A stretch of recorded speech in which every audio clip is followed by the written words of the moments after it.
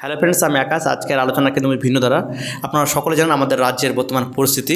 এই ধারাটা যদি চলতে থাকে তাহলে সাধারণ মানুষের বিশাল একটা ক্ষতি বা সম্মুখীন হতে হবে, বিশেষ করে যারা হকার রয়েছেন বা নিম্নবর্তী পরিবারের যারা মানুষজন, খেটে খাওয়া মানুষ, দিন আনে দিন খায়, তাদের তো বিশাল একটা ক্ষতি হবে। সঙ্গে কিন্তু আমাদের ইন্ডাস্ট্রি, আপনারা এটাও জানেন কিন্তু আমাদের খাদান এবং টেক্কা কিন্তু মুক্তি পাওয়ার কথা।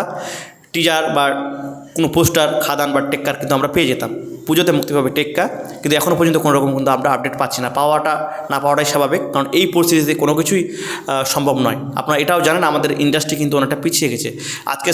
আজকে বলিউড বা সাউথ যদি হতো তাহলে কিন্তু এটা ব্যাপারটা অন্যরকম ছিল। স্ত্রী 2 পশ্চিমবাংলায় আজকে যে অভিযানটা হয়েছে, আজকের দিনেও হাউসফুল গেছে।